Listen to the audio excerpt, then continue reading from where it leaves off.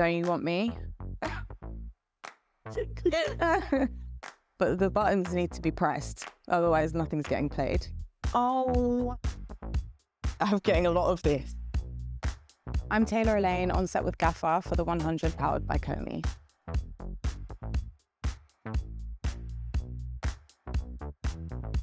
I'd be a dog walker.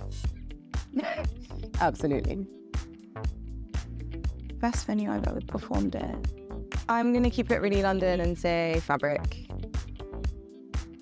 Pre-show rituals, incense in the green room, always. Damn. I don't know. Maybe I'm a Cancer, I'm emotional, man. I think it would be the fashion side of stuff for sure. Dream collab, I'm gonna say Pioneer. On some decks, maybe. Mostly movies, I think. I like TV.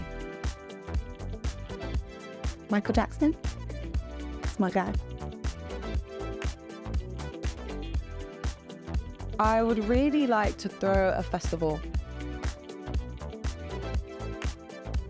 Play as much as you can, practice makes perfect, and also experiment with sounds. Don't shove yourself into a box.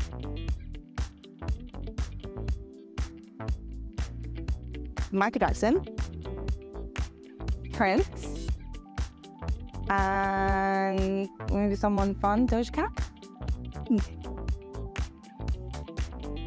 I could have created anything.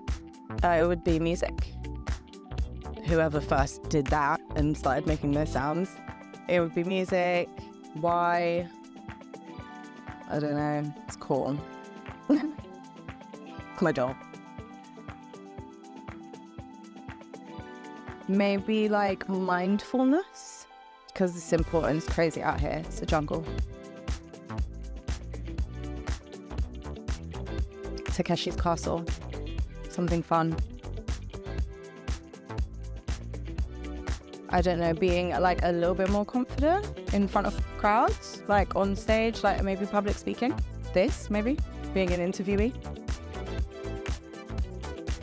I'm really good at whistling. But no, just like basic, bog standard whistling. But it took me a really long time to learn, but now I'm a pro, so. Maybe like a sloth. So I think they're really sweet and slow. I've always got incense on my rider, but I do think I mentioned that earlier. So ginger shots as well, always. My bestie, Samara, I think so. It is called Picante, actually. It's like summer barbecue vibes. The last song I listened to was Carry Out by Justin Timberlake and Timbaland. I'm gonna go with Cupid Deluxe by Blood Orange. The last year, my Fabric takeover, because it was crazy, The Weekend. Maybe a really basics, the paper the name. Hamdi Counting. The Great Gatsby. Boxing.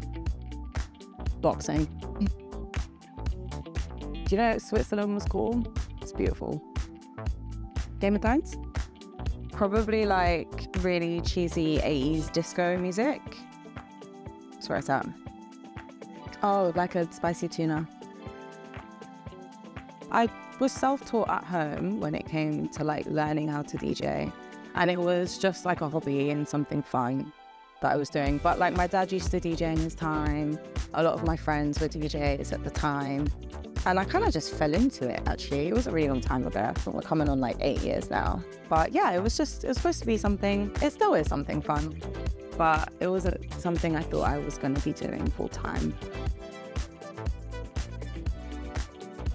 I should probably learn how to start describing my musical style. It's a bit all over the place, but it is a true reflection of my taste. So like, there's a lot of genres in there because I listen to quite a lot of genres. But my thing is like, I feel like I play everything but make it dance, the dancier version of like all your crowd favorites. I don't know if I'd really call it a process. I try not to spend too much time planning my sets, only because you just don't know what you're going to show up to. You don't know what everyone else is going to play. So I like to base it on, I would like usually go to a set early and like see what the vibe is and see kind of where I can take it from there to make sure that the crowd are like on a bit of a journey. I am just always listening to music, whether that be new or old. And I do feel like a lot of the music I play is actually older music. So I don't really go for like staying super current. It's more about like, for me, it's like nostalgia and throwbacks and songs that make people go, oh my God, do you remember this song? That's more my thing. Definitely around like early last year, I found my crowd. I've been on like the London circuit for a really long time, but I think when people started like discovering me online, I found a crowd that was really open to like everything that I really wanted to play. It was less about trying to cater to like a specific event or like a specific genre, and people were just more open to like hearing what I was trying to do. So definitely the internet helped me find my crowd.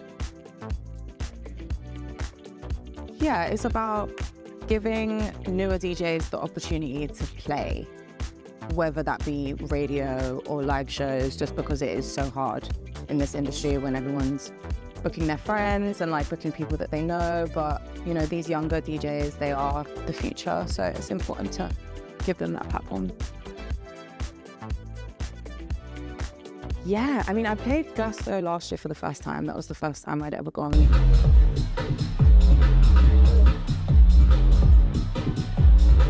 This year, it's actually like my own stage takeover, which is really exciting. And so I've got Lady Shaka with me, who I love, and Sonique, which I think is pretty iconic. It's nice to be like recognized and be trusted to curate anything when it comes to Glastonbury. And so, yeah, we'll have to.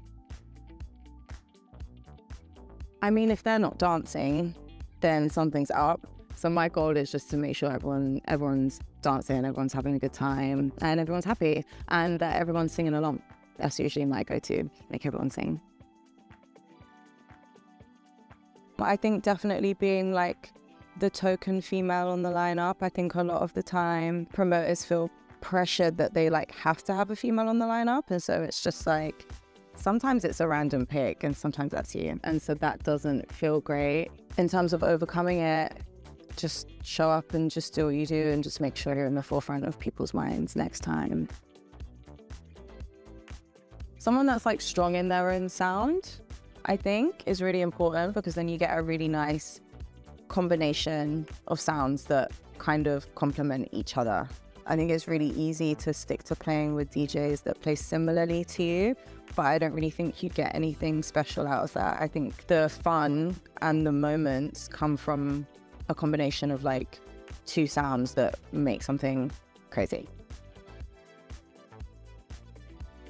I mean, usually I have a drink, which I think is okay. I used to get really, really nervous when I was like playing to big crowds or like on stages rather than being on level with the crowd. But I guess the more you do it, the more you get used to it. And I do usually find that like 10 minutes in, you're having such a good time that you kind of forget that you was shaking like a leaf 20 minutes ago side stage. So yeah, just being in the moment and enjoying it. I still think big stages are more nerve-wracking because eyes are like on you. And when I started DJing, it wasn't like that. It was like small booths in corners where you could kind of like hide and no one really cared. And now you're on a big stage and everyone's staring at you. It feels kind of crazy, but you get used to it. Most of my preparation actually goes into like the fashion side of stuff because they don't love to move that much. So I have to be really strategic in what I'm playing to make sure that I can get them going. I'm going to say Hamdi in Australia. It was like the first time I saw him live because we did a few of the same festivals and he was great. His energy was great. So if you haven't listened to Hamdi, I think Hamdi is the guy. That all we do is press buttons. And we do, but the buttons need to be pressed. Otherwise, nothing's getting played. So, yeah. Music is coming soon. Yeah, those are my focuses. I think the US and the music. Concerts, bowling, keep it casual, night in, films, rom-com, spend, introvert, go to the match, watch sports, definitely. Night out, pasta, city, dogs, texting, reality TV, sorry. Ronaldo or Messi, laughing my ass off. Messi?